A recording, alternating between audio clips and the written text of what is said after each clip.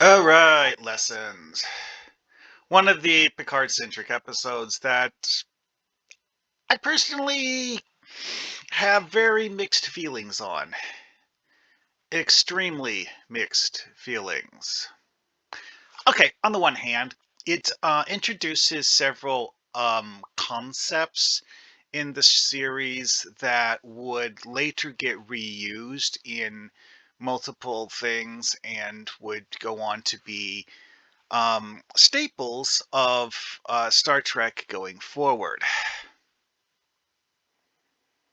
which are things that in a TTRPG setting you would probably already see as things that are integral to the setting and lore, and thus not something that you would actually explore in any detail in your work. So, having this episode be the one that introduces them is rather mundane and boring. They were interesting when they were first mentioned, but not. It was because it was new, not because it was, particularly special outside that. The main focus of this is actually Picard having a love interest who is someone who is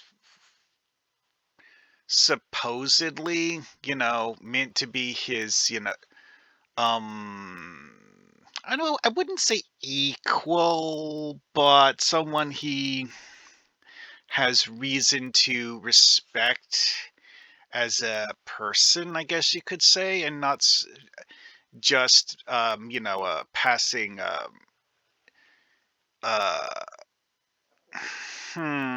what's the best way to put this? Flight of fancy. Sure, we'll go with that one. Because Picard's not really the kind of person to go for that sort of thing. It's like, like that person he hung out with on Risa those times. It's like he didn't really have a particularly strong emotional attachment to her. It's one of those things like, well, that was interesting. Moving on. Yeah. This is someone who was presented by the scriptwriter as someone Picard actually wanted to have a long-term relationship with, but eventually decides that having her on board the Enterprise is something he doesn't like. Because he would be worried about her and wants her to be safe and away from him so that when he does dangerous stuff, she won't be involved. Did I mention that we've never seen her even seriously mentioned in later works? Yeah, let's go on with that. So, Nella Darren, the only time she was ever mentioned is this episode. Seriously. Some non-canon stuff that is extraneous things did actually bring her up, which cool. I mean, if you wanted to use her as an NPC in a game, uh, hey, go for it. It's not a character that got killed off, so hey, why not? Don't have any canonical whatever. She's someone who is a highly competent science officer, and one of those characters in Star Trek who is a science officer, but doesn't really have a particularly well established field of study. Although her primary thing she did on the Enterprise was stellar sciences, she also has some level of experience with managing fire tornadoes planet side. Yeah, interesting. But hey, you know what? In Starfleet, science officers apparently cross-train on a whole lot of things, even if it's not their specialty. So, whatever. Having both of those be the same guest character who's never seen again was weird. That's what I'm going to say. That is actually one thing that I've noted on a lot of things with this is that TNG does not actually have a proper counterpart to Spock. The character who in most episodes ends up being the stand-in for Spock is Data, but Data is not actually a science officer. He's operations. He does science officer stuff in most of the episodes that require someone to do science officer stuff. But he's not really a proper science officer. He's an operations officer. Kind of weird. Anyway, though, but like also it's like Data will often in episodes hang out with Geordi and help Geordi with engineering stuff and blah blah blah blah blah. Very omnicompetent character. But again, this is someone who was like a proper dedicated science officer and did stellar cartography stuff. The scene introducing her has her doing some sort of experiment in the astronavigation room, which is something that is used in a lot of later stuff. It's just not for experiments like this. It's the only time I know of that anyone's done an experiment like this using a starship's astronavigation thing, and they were attempting to do some kind of mapping, and Picard opening the door at the wrong time ruined the experiment. Yeah, that sounds stupid to me too. Anyways, though, because seriously, this is the Enterprise, like automatically opening doors. Wouldn't someone like accidentally walk in? Wouldn't that also be the problem? When you have several systems on the Enterprise D shut down for hours as part of your experiment? Also, if it's an experiment like that, that is going to compromise that many systems, that they need to redirect that many systems to make the experiment work, wouldn't you tell the captain? Just me? Anyway, moving on. In a TTRPG, you could have that as a plot point, and you could explain it as being the captain approved the experiment, but the requirements of the experiment got amended after the experiment was initially approved to as a kind of like a scope creep where there's like, okay, we need to do this, but oh wait, no, that's a problem. We need to add this other thing to make this the first thing work, and so on and so forth, where several levels of management were involved, but none of the levels of management actually, made a proper approval for the entirety of the experiment.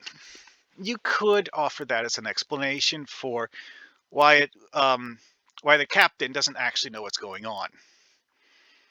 He's at the top level. There's like several other levels where people are making decisions without him. Anyways, so what interesting things happen to the thing? There's this thing called the Borgolus Nebula. We actually see it on screen that Picard thought would be an interesting thing for his science team to study. Honestly, having your team study a radioactive nebula, because that's what's interesting about this. It has radioactive emissions that are non-standard for nebula, and studying them to figure out why they exist. It's a potentially interesting plot hook. Because, this is Star Trek. Strange radiation could mean a hidden doorway to a pocket dimension or something stupid like that. I mean, it sounds like I'm joking, but that has actually come up in episodes. Anyways, so the main plot, which... Oh, wait, no. This is actually a side plot.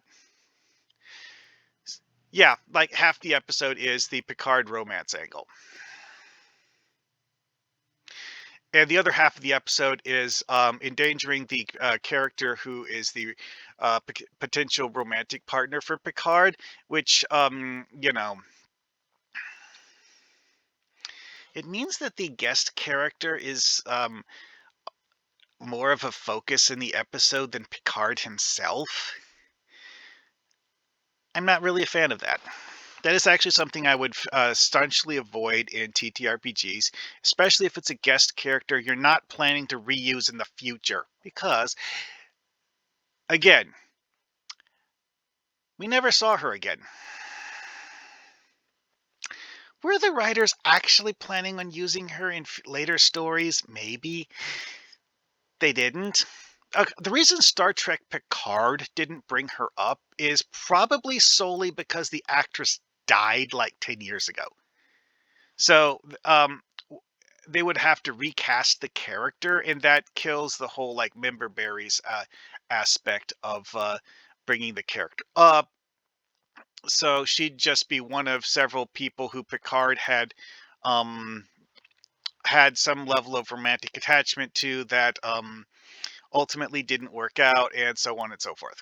Because at the end of the episode, Picard suggests basically having a relationship that is primarily composed of email correspondence, and maybe possibly if they can arrange it, take leave at the same time so that they can meet up someplace that's not the Enterprise. And this isn't like having her take leave and visit the Enterprise. No, Picard's avoiding that too. Yeah, guys.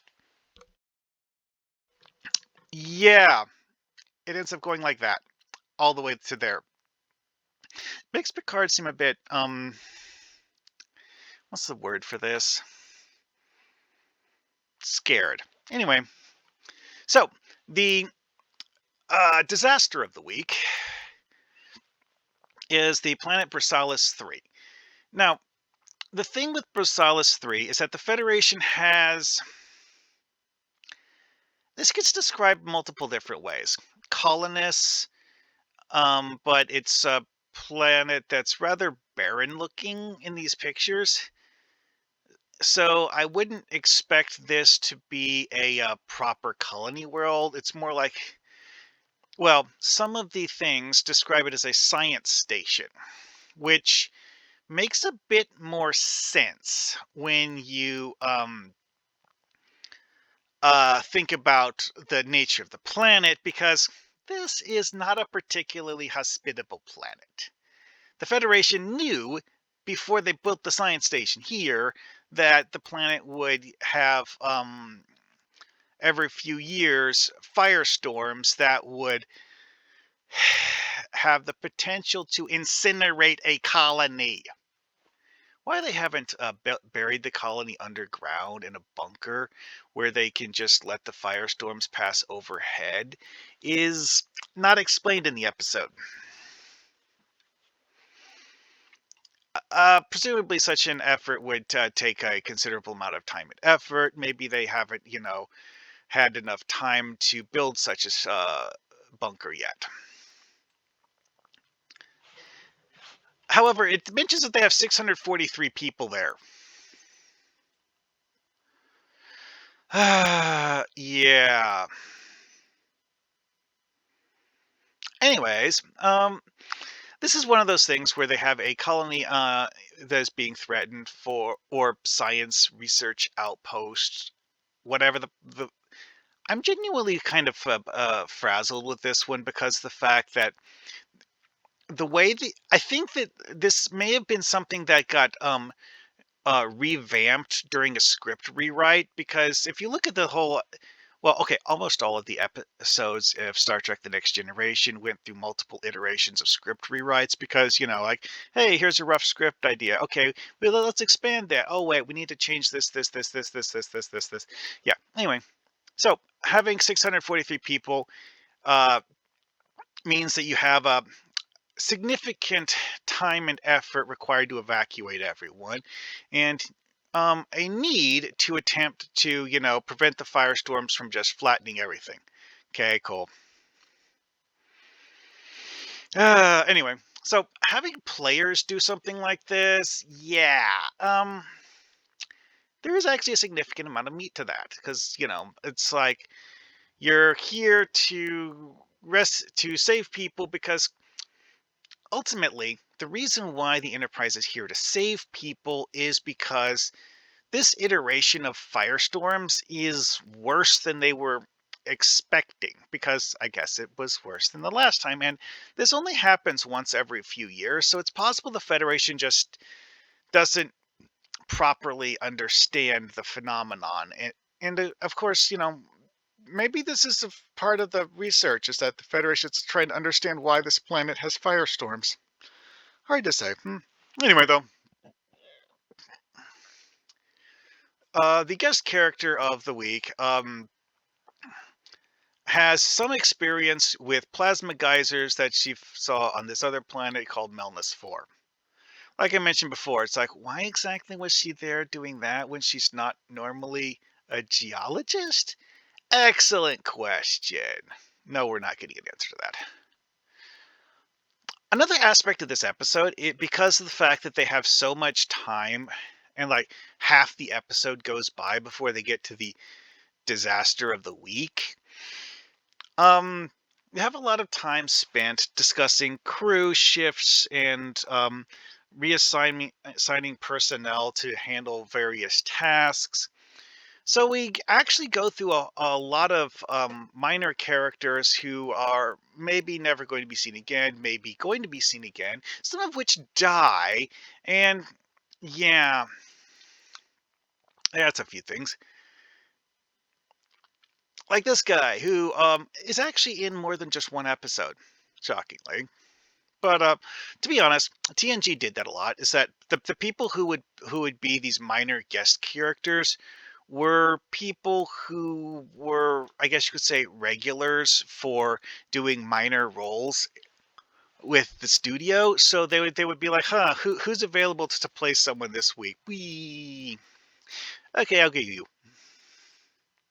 And a lot of them are characters whose names are so unimportant that they may or may not actually be mentioned by name in every episode they show up.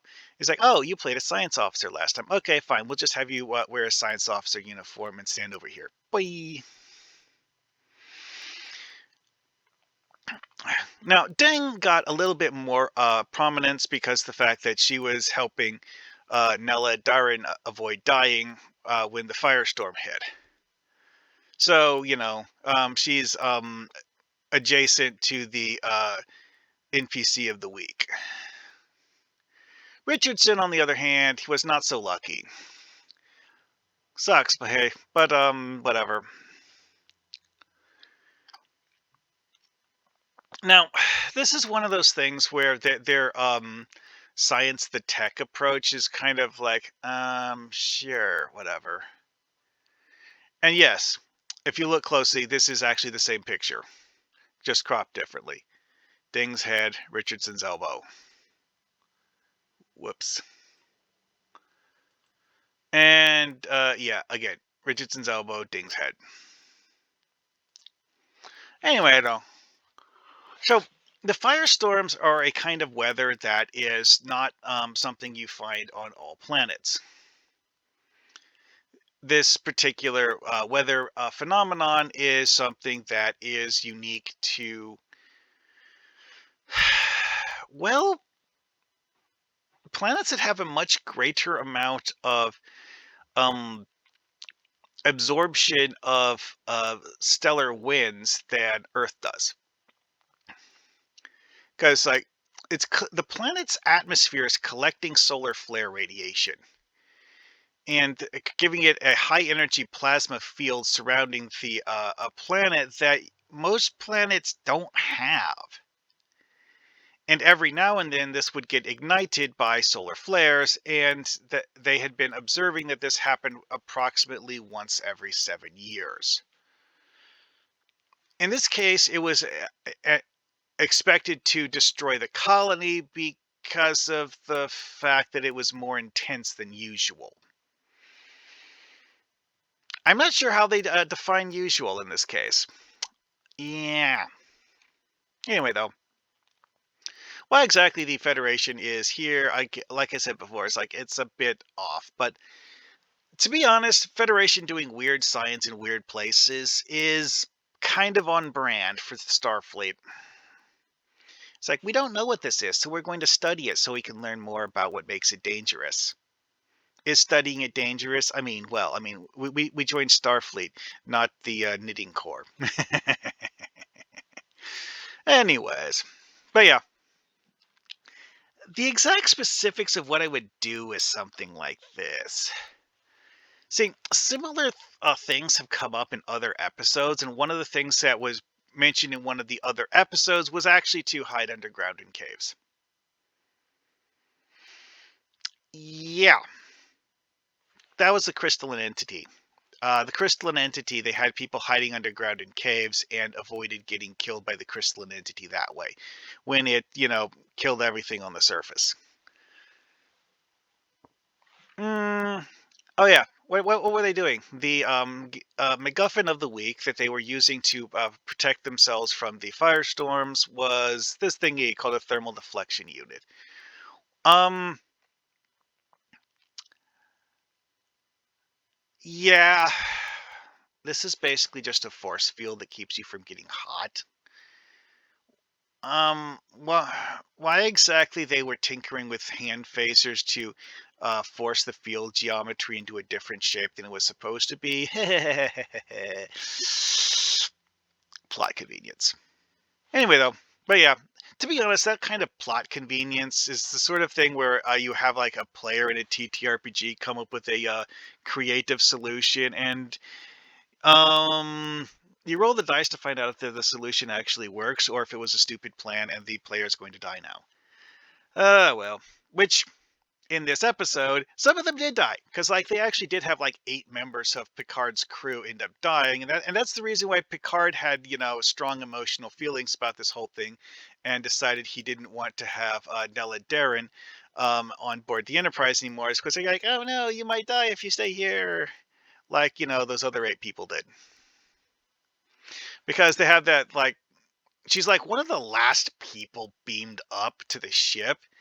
They're like beaming. They're frantically beaming up everyone because they're expecting the firestorm to eventually just like collapse every measure of defense they had in place because it was too intense for their puny heat shields to protect them from it.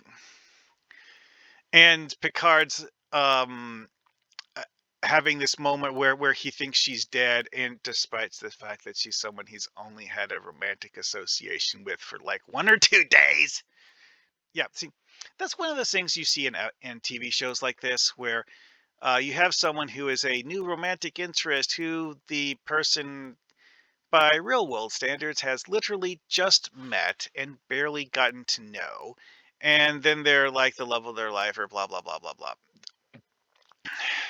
Yeah, I'd avoid doing that in TTRPGs because it just feels dumb in TTRPGs too. Anyway, though, so yeah, that is the episode lessons. What lessons should we learn from this? Honestly, in Star Trek, having the crew deal with a random disaster is actually a very good plot hook because that's a large part of what Starfleet does. Is like the Federation has a whole bunch of colonies in places that aren't entirely safe, and one of Starfleet's actual job um, duties is to keep them from dying. So again, disaster of the week is actually a good plot hook if you're just doing like a one-off episode. And see you guys later.